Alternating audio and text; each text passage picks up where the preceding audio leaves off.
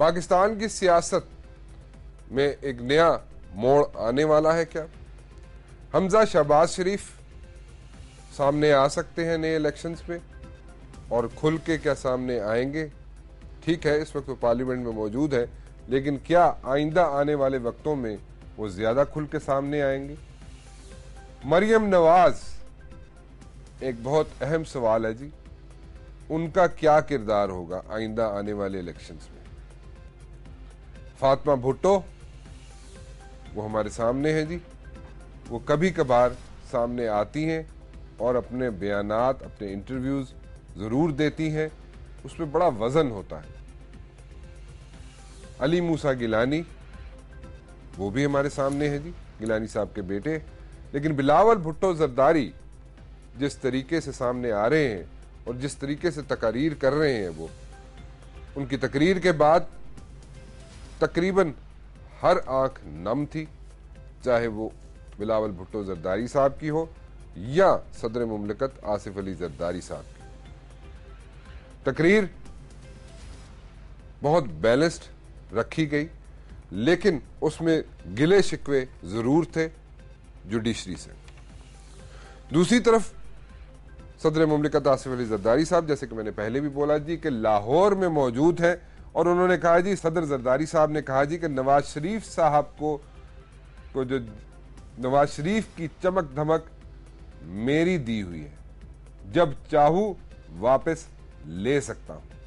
Front foot पे आके खेला जा रहा है जी इस वक्त, और शरीफ बरादरान जो इस वक्त लाहौर में मौजूद नहीं है, जब सदर जरदारी साहब ने यह जिक्र किया कि नवाज शरीफ साहब की जो चमक दमक है वो उनकी दी हुई है, जब चाहूं वापस ले सकता हूं, उसी वक्त जो जलसा था आजाद कश्मीर में, वहां पे तेज आंधी और तूफान आया और जलसा गाह में बिल्कुल कुर्सियां, टेंट ऊपर नीचे हो गए। ये जो स्टैंड लिया जा रहा है पंजाब में बैठ के सदर मुमलिकत, चेंजेस पीपल्स पार्टी में आना बिल्कुल क्लियर है, it's writing on the wall जी, कि पंजाब में पीपल्स पार्टी में चेंजेस आने वाली हैं और पंजाब में पीपल्स पार्टी को रीवैम्प किया जाएगा। इसीलिए सदर मुमलिकत वहां पे जाके बैठे हैं और उसके बाद वो इंडिया के दौरे पे जाएंगे। आबिद शेर अली साहब को सब लोग जानते हैं जी, जॉइंट सेशन में जो तकरीर हुई उसमें आबिद शेर अली साहब का जो वोकल कॉर्ड था वो मेरे ख्याल में सबने सुन लिया, और जिस तरीके से एहतजाज किया आबिद शेर अली साहब ने वो सबके सामने है।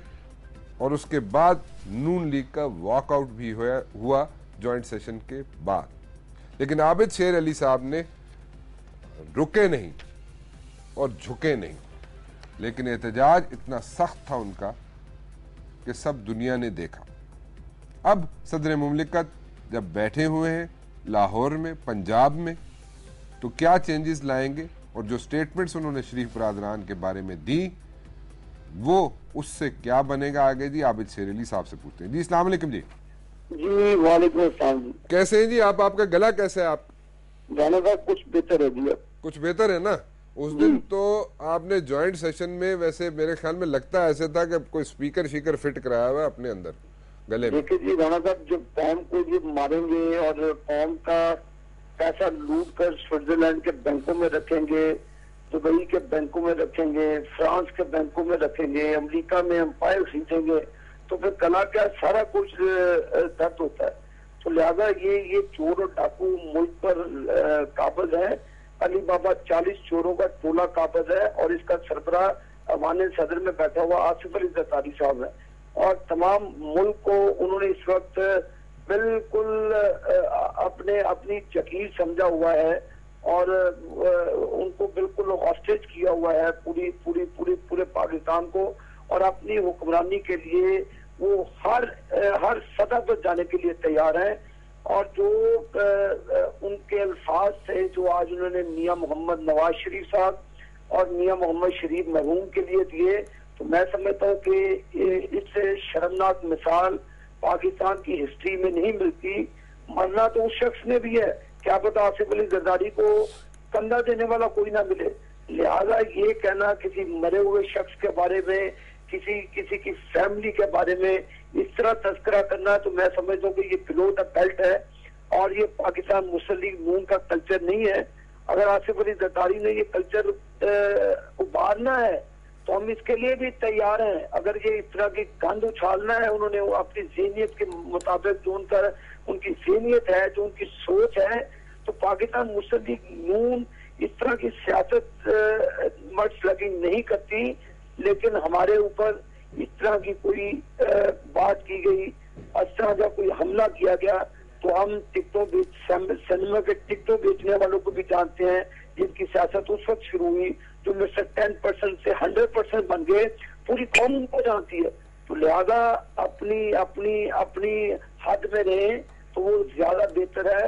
ये वो लोग हैं, ये वो जालिम लोग हैं जिन्होंने कराची का अमन बर्बाद किया, ये वो लोग हैं जिन्होंने लियारी में गैंग वॉर कराई, ये वो लोग हैं जो 5 दिन तक कटी पहाड़ी पर लोग करते हो तो ये अवाने सदर में खरगोश की नींद सोते हैं। तो इनको मुल्क की मुफादात से कोई ताल्लुक नहीं है, इनको जाती मुफादात है, साथी पैसे लेते हैं। और देखें जो नाजेबा जबान सुप्रीम कोर्ट के बारे में बिलावल भुट्टो ने दी राणा साहब, मैं समझता हूँ कि ये शर्मनाक चीजें हैं और अदलिया के ऊपर ये ताबड़तोड़ हमले करने की साजिश है।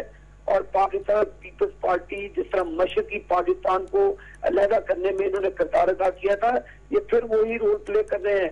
आज पंजाब को इन्होंने बिल्कुल पंजाब के ऊपर इन्होंने अटैक शुरू किया हुआ है, पंजाब की बिजली खा गए, ये गैस खा गए, ये सूबों में नफाक और नफरत का बीज बोना चाहते हैं। तो हम समझते हैं कि इस तरह पाकिस्तान को नुकसान पहुंचेगा, पाकिस्तान की सामियत को नुकसान पहुंचेगा। बिलावल ये बिलावल हाउस नहीं है कि जहाँ पे बैठ के आप अपने गैंग वॉर करें या लियारी के फैसले करें। ये लियारी नहीं है, ये पाकिस्तान है, ये 18 करोड़ अवाम का मुल्क है राणा साहब। तो यहाँ पर फर्ज वाहिद जो चाहे मुल्क के साथ करी जाए, तो मैं समझता हूँ कि उनको अपनी सेहत की तरफ भी तवज्जो देनी चाहिए कि इस तरह के बयान देने से पहले वो अपना मुआयना भी करा लिया करें कि क्या वो ज़हनी तौर पे ठीक है कि नहीं है कि एक मुल्क के इलेक्ट 2-3 मरतबा इलेक्टेड प्राइम मिनिस्टर के खिलाफ, उनके वालिद मरहूम के खिलाफ इस तरह की राणा साहब गुफ्तगू करनी, मैं समझता हूँ कि ये इंसानियत से ये नफी करती है, इंसान होने की भी नफी करती है। तो मैं समझता हूँ कि आप इश्यूज करें, इश्यूज पर बेहतर रहेगा। अगर आपने मर्ड स्लगिंग करनी है तो फिर हमारी जबान को ताले नहीं लगे, लेकिन हमारे कायदीन, हमारे जो सरबराह है पार्टी के, वो हमेशा हमें इस मर्ड स्लगिंग से रोकते हैं। लेकिन हम समझते हैं कि एक बिलो द बेल्ट गुफ्तगू करना इस सदर के मनसब का काम नहीं है। उनको चाहिए कि रेस्ट करें या अपना इलाज करें, तो उसमें मेरा ख्याल बेहतरी होगी उनके लिए। मैं एक चीज पूछना चाहूंगा, एक चीज तो नहीं, मैं काफी चीजें पूछना चाहूंगा। जो आपने स्टेटमेंट दी, जो आपने बात की मेरे साथ, मैं उसमें से 2-3 चीजें मैं बहुत अहम समझता हूँ, उसके जवाब भी चाहूंगा आपसे। आपने कहा जी कि स्विट्जरलैंड में इन्होंने पैसे रखे हुए हैं कौम के, जो कि बार बार नून लीग की एक डिमांड आती है, बार बार नून लीग का एक बयान भी आता है। इसमें एक चीज ये है कि अगर स्विट्जरलैंड में उन्होंने पैसे रखे हुए हैं और वो कौम के पैसे हैं, तो 8 साल तक आसिफ जरदारी साहब को प्रूफ क्यों नहीं किया गया? वो उस पर मैं डिबेट में नहीं जाना चाहता कि अब्दुल कयूम साहब ने खत लिखा, उसको विड्रॉ कर लिया और उसके बाद सुप्रीम कोर्ट ने कहा जी कि आप खत लिखे, खत नहीं लिखा जा रहा। 8 साल तक आसिफ जरदारी को जहां दिल किया रगड़ा दिया गया, ठीक है, जेलों में रहे, जैसे भी रहे, जो भी किया, उसके बाद रगड़ा देने के बाद उसमें से निकला कुछ नहीं आसिफ जरदारी के खिलाफ। अब फिर दोबारा एक और ट्रायल होने जा रहा है और वो जुडिशरी कर रही है। दूसरा ये पूछना चाहूंगा, आपने कहा जी कि हुक्मरान चाहते हैं कि उनकी हुक्मरानी को तूल दिया जाए, तो तूल तो आप लोगों ने हेल्प आउट किया। जब भी हुकूमत गिरने वाली थी, नवाज शरीफ साहब ने, मियां नवाज शरीफ साहब ने हेल्प आउट किया और उसमें हुकूमत नहीं गिरने देगी। तीसरी बात यह है कि मियां मोहम्मद नवाज शरीफ साहब, नून लीग की बात कर रहा हूं मैं, मियां मोहम्मद नवाज शरीफ साहब की बात नहीं कर रहा, नून लीग इलेक्शंस में आने के लिए तैयार नहीं थी। मोहतरमा बेनजीर भुट्टो साहिबा ने उन्हें बताया, फोर्स किया कि जनाब आप इलेक्शंस में हिस्सा लें। और अभी तक जो लीगल स्टेटस है वो ये है कि वो एक स्टे ऑर्डर पे चल रही है पंजाब की हुकूमत। सो इन तीन चार चीजों पे आप क्या कहना चाहेंगे? देखिए राणा साहब, मुझे तो आपकी बातों से लग रहा है कि जैसे आप भी आज पाकिस्तान पीपल्स पार्टी के नुमाइंदे हैं। एनीवे, मैं आपको बारी बारी मैं किसी का नुमाइंदा नहीं, मैं जितना हुकूमत जितनी हुकूमत वाले जितने हुकूमत वाले जितने आबिद शेर अली साहब, आप जरूर जवाब दें, लेकिन जितना हुकूमत वाले मेरे पे तनकीद करते हो किसी पे नहीं करते। इस हुकूमत को, इस नाकाम हुकूमत को, इस करप्ट हुकूमत को, इन चोरों को कभी सहारा नहीं दिया। इनको सहारा देने वाले एमपीएम वाले, इनको सहारा देने वाले काफ लीग वाले, इनको सहारा देने वाले एएनपी वाले, जो अपने मफादात के लिए इनके साथ जुड़े हुए हैं। वो खुदा बात जानता है कि आज हमारे पास एक शख्स भी ज्यादा होता है अक्सरियती राय से, तो हम इन करप्ट हुक्मरानों को समुद्र बुद्ध कर देते ताकि पाकिस्तान को करप्शन से पाक मुआशरा दिया जाता है। नंबर 2, हमने ये, अगर आप स्टे ऑर्डर वाली बात करते हैं, ये तो सुप्रीम कोर्ट में जाएं, अगर कोई इस तरह की है तो चीफ जस्टिस साहब बैठे हैं, आजाद है, तो ये बात आप अदालतों से करें, ना कि पीएमएलएन से करें, क्योंकि इन चीजों से हमारा कोई ताल्लुक नहीं है। तो जहां तक आप हमें बार बार ताने देते हैं कि पीपल्स पार्टी या बेनजीर शहीद हमें इस एरिना में लेकर आई, जो हमारे चार्टर ऑफ डेमोक्रेसी साइन किया था, हमने डिक्टेटरशिप के खिलाफ इकट्ठे जंग लड़ने का ऐलान किया था। एआरडी के प्लेटफॉर्म पर आप भी माशाल्लाह उस वक्त बड़े यंग लगते थे, आपकी मौजूदगी में ये सारी फाइट होती रही उस डिक्टेटर के खिलाफ। तो जो मियां मोहम्मद नवाज शरीफ साहब ने आकर फैसला किया, तो भाई यही हमारा था कि हम इस डिक्टेटर के खिलाफ मूवमेंट चलाएं, इस डिक्टेटर को इक़्तिदार से उठा के बैठाएंगे। तो ये एक स्ट्रेटेजी का हिस्सा था। तो अगर उन्होंने कहा इलेक्शन लड़ना है, तो हम इलेक्शन पीपल्स पार्टी के खिलाफ लड़े हैं। ये नहीं है कि हम उनके साथ मिलकर लड़े हैं। हमारी हर सीट पर पीपल्स पार्टी के खिलाफ मुकाबला किया और अल्हम्दुलिल्लाह अक्सरियती राय से हम पंजाब में जीते हैं। पीपल्स पार्टी के पास कौन सी ऐसी मेजोरिटी है कि वो रूल कर रहे हैं। 120 सीटें उनकी हैं और 92 सीटें हमारी हैं, तो इतना भी डिफरेंस नहीं है। लेकिन जो इत्तेहादी हैं उनके, जो अपने अपने मफादात के लिए उनके साथ चिपटे हुए हैं, तो ये सवाल आप उनसे करें तो ज्यादा बेहतर था, क्योंकि वो एएनपी और एमपीएम अपने मफादात के लिए कभी ऑन बोर्ड होते हैं, कभी ऑफ बोर्ड होते हैं। तो ये जो चीजें उन पर मुनसर करती है ना, तो पीएमएलएन सिंगल लार्जेस्ट पार्टी है, ऑपोजिशन में बैठी है। हम तो इन चोरों लुटेरों की जेबों से रेंटल पावर के पैसे निकाल के कौम के लेकर आए। हमने इन चोरों ने, जिन्होंने हाथियों की जेबें काटी, सोने हुक्मरानों ने, पीएमएलएन ने 5 अरब रुपए इनकी जेब पत्रों की जेबों से निकाल कर कौम को वो वापस दिया। हमने तो हर वो काम, पॉजिटिव काम और कौम के लिए किया है। जो लूटा हुआ कौम का पैसा इन्होंने अपनी तिजोरियों में रखा है, राणा साहब वो लेकर आए।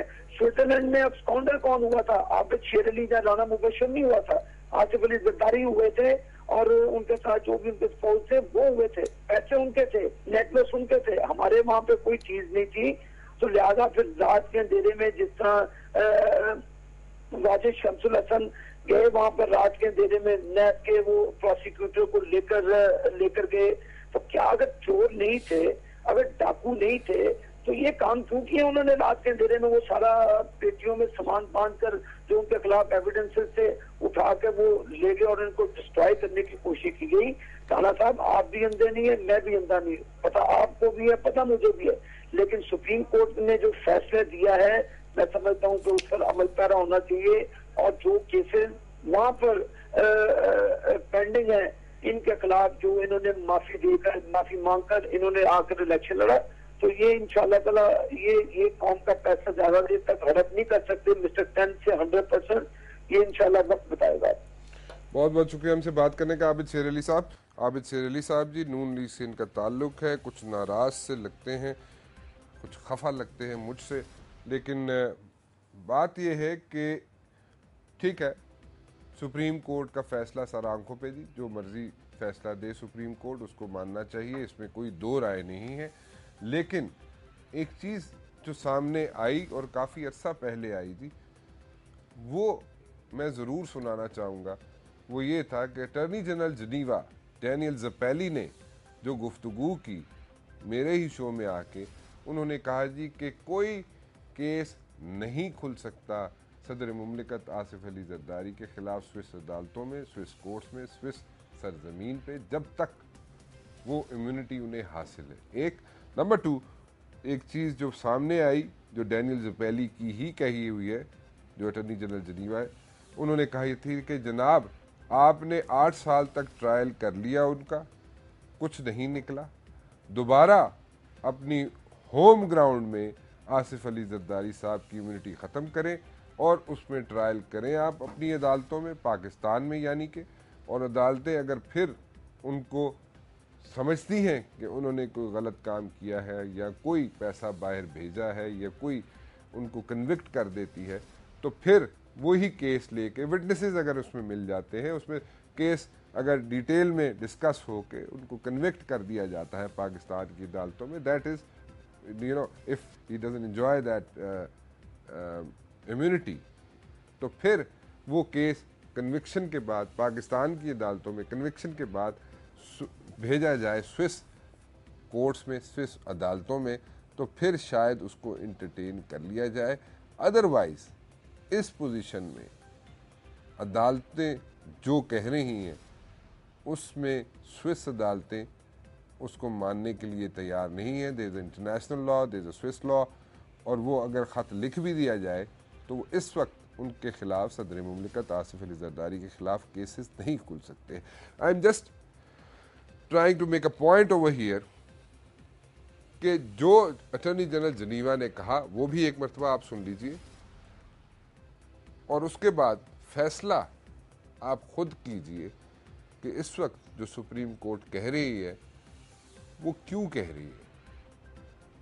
एक सवालिया निशान है। मैं मुदाखलत नहीं कर रहा सुप्रीम कोर्ट की कार्रवाई में, मैं ये नहीं चाहता कि सुप्रीम कोर्ट मुझे किसी उस जुमरे में लाए कि मैं कोई कोताही या गलती कर रहा हूँ। मैं माजरत चाहता हूँ सुप्रीम कोर्ट से पहले ही, एडवांस में, अगर मैं ऐसी कोई बात कर रहा हूँ। लेकिन ये चीज़ एक हकीकत है। अटॉर्नी जनरल जिनीवा, डैनियल ज़ुपैली का इंटरव्यू, केस प्रोसीडिंग्स का, सुप्रीम कोर्ट की प्रोसीडिंग्स का हिस्सा बन चुका है। ये इंटरव्यू जो है ये वज़ीर आज़म यूसुफ रज़ा गिलानी साहब के जो केस चल रहा है, एतजाज़ अहसन साहब जिस केस को लड़ रहे हैं, उस केस की प्रोसीडिंग्स का ये इंटरव्यू, डैनियल ज़ुपैली का इंटरव्यू, उसका एक हिस्सा बन चुका है। ज़रा देख लीजिए इस इंटरव्यू की कुछ झलकियां। Asif Zardari, president of Pakistan, enjoys the full immunity. This is the international rule, right? Right, correct. And he cannot be tried in the Swiss courts. Absolutely. And even if a request comes in from the Pakistan government, even if it is like a proper request, right now you have with all the stamps required through the official channels, even in those circumstances, then it would be not possible to go further due to the status of Mr. Zardari. So he cannot be tried in Swiss courts. Absolutely. Even if you get a complete, not like incomplete facts which you have received right now, even if you get like a proper document requesting you to go for a case, reopening of the case against President Zardari, this cannot happen, right? This is correct. फैसला आप पे छोड़ता हूँ। राना मुबशिर को इजाज़त दीजिए। कल 8 बजे फिर हाजिर हूँगा। टिल देन अल्लाह हाफ़िज़।